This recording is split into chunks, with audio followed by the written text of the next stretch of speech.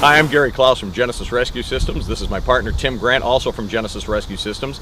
Today we're going to go over cross-ramming to create space for an entrapped patient in a T-bone type of accident.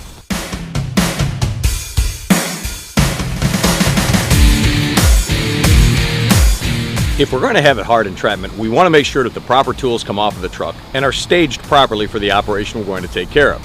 As we talked about in the previous video, we've got our power unit placed about 5 to 6 feet behind the back of the vehicle, and you can see with 30-foot hoses, we can easily reach each side of the vehicle without ever having to reposition our power unit. One of the big injuries that we find in any type of T-bone accident is a crush injury to the chest, where the patient has not a lot of room to breathe. So the first thing we want to do is expand that room to give the medics room to operate and also to give some expansion room for the chest.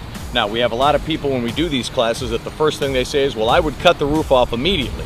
The problem with that is if we cut the roof off first, then we destroy the structural integrity of the vehicle itself. Now, what we want to take a look at is patient compartment space.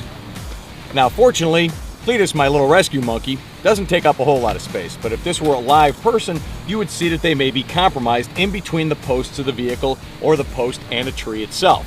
I'm real big on do it once and you never have to do it again. You can see that the trunk lid here would impede us from making any type of smooth move operations. So one of the first things I would do would be to cut the trunk lid out of the way completely. It's gone, we never have to deal with it again. The next thing I would want to do is make sure that I have the right rams set up to go for the space provided. You have to know what size rams you're going to use. Now, sometimes the first ram that you're going to use is your spreader because it really is the smallest ram we have. We have to make space to use the ram and the spreaders efficiently. Now, if we take a look inside, we can see that our headrests may be the first thing that we have to remove. You can try to reach in and have them dislodge by pressing the little buttons. Sometimes they'll just slide on their own. Sometimes you may have to cut them out of the way quickly. You can see how the hourglass comes in very, very low. Looks just like an hourglass. So we want to get as much space as possible to get our rams and our spreader into position, keeping in mind the most important thing, and that would be patient position.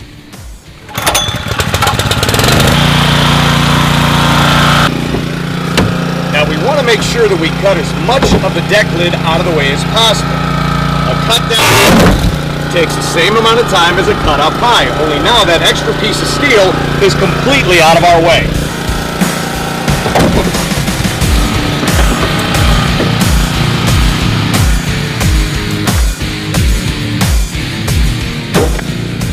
You want to be very aware of where the patient's head is as to where the blade of your cutter goes in, so the cutter itself doesn't slide into the patient's head or the back of their neck as you're cutting. One side is usually ratcheted in, the other side may be free. So cut one side, see if you can spin it, and then lift it out of the way.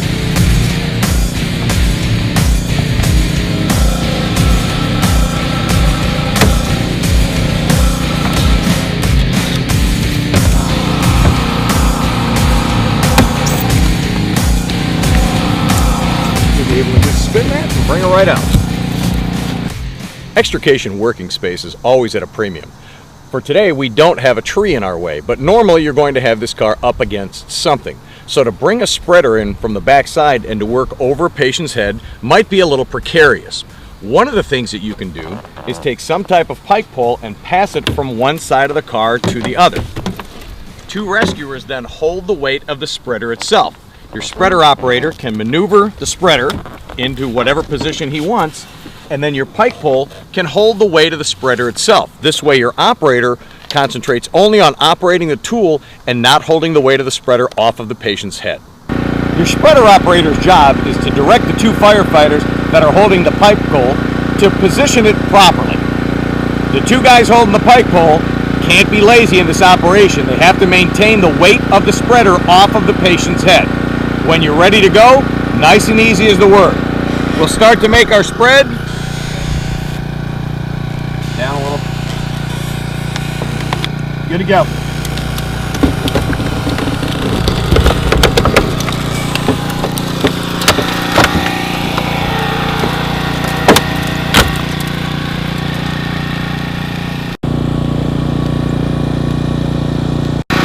Your spreader operator has to be extremely careful because at some point your spreader arms will become so open that they may slip off the plastic. Remember, this is a game of just enough space that we need to get the patient out. Now, we always have people that say, well, what's going to happen when you take it off?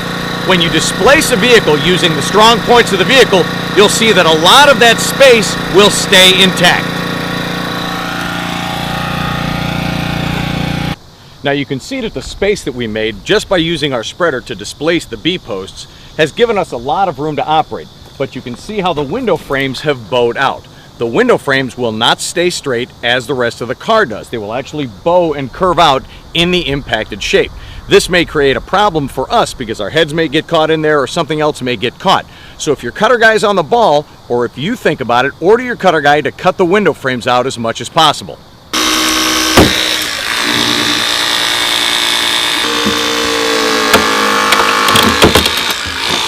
So you can see the cuts our cutter made got as much of the window frame out of the way as possible. If we remove them once, we never have to work with them again. We would normally have a tree here, but the tree got cut out of our video budget, so our apologies for that. Once they're gone and out of the way, there's no impediment to us working in here safely. No catch points for our gear, our helmets, clothing, anything as such. We have a nice clean working area. The next thing you want to do is clean up as much of the plastic, rubber, and weather stripping as possible. Cut it out of the way if at all possible, so we have a nice large working area. Now if you take a look down, you'll see that we have plastic on the B-posts. Almost impossible to get the plastic off of the B-post if the seatbelt bolt is intact, because it's actually pressed on after the plastic is in place. We want to know that that can possibly be cut out with a Sawzall so we can get to the steel itself. That's what we're trying to get our ram to bite into, the steel of the B-post, if you have to displace it further. For today, we're going to show you exactly what we're talking about by making those cuts so we can displace our B-posts even further away. A Sawzall is a tool that most of us carry on our trucks, but is really an afterthought on a lot of extrications. Or the guy with the Sawzall will wait until there's some free time to do anything. If you have the Sawzall, don't worry about being proactive. Just jump right in and get things done. We know that we got to remove this plastic so we can get as down low on the B-post as possible, so that's a Sawzall job.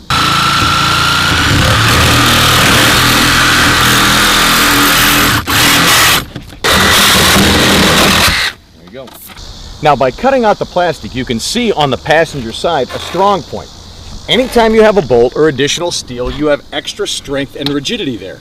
That's the point we're going to shoot for to push our ram head into, because it's not only bolted on the outside here where you can see it, but there's also a support on the inside. Again, we want to come from a position of strength on everything that we do. When you put your ram into position, try to get your handle as horizontal as possible. It gives you the most amount of working room in case you need to put another ram in. Now, again, we're fortunate today that we don't have a tree here. You may actually have to take your pike pole long ways so your rescuer can hold up one side of the ram through the long axis of the vehicle. Go ahead.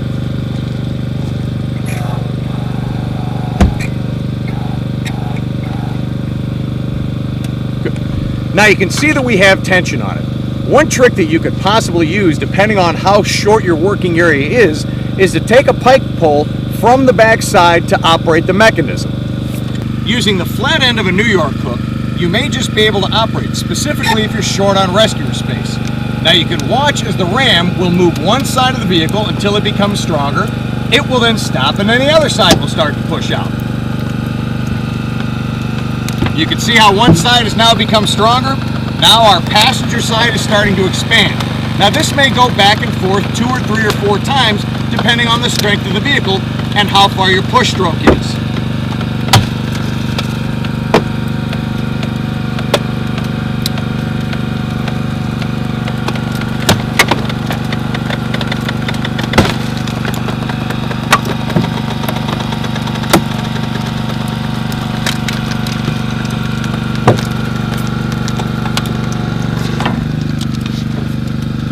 By using the strong points of the vehicle, B-post to B-post, at their inwardmost point, you can see how we've displaced this vehicle quite a bit towards its original size. Now, once we take tension off of our ram, the bulk of this space that we've already created will stay. But you can see how much space we've made to get our medics inside, to give our patients a little bit of room to breathe. Okay? At this point, once we remove the tension on the ram itself, you can then go ahead and either take the doors off, do a 2-door rip and blitz, or maybe you may decide to completely take the roof off. Be advised though, if you take the roof off first, you'll have a much harder time taking the doors off. So if you're going to open the entire car up, get at least the back doors popped off so you can do the 2-door rip and blitz, then cut the roof off, and you'll have the entire car open to get your patients out. We've taken our Ram out of the way. Now if you take a look at the interior of the vehicle, you can see how much space remains. And that's solely because we've used the strong points of the vehicle to defeat the weak points of the vehicle. I hope you enjoyed this quick video on cross ramming. Hopefully you can use some of the tips that you've learned here on your next hard extrication. I'm Gary Klaus from Genesis Rescue. My partner Tim Grant. Thanks for watching.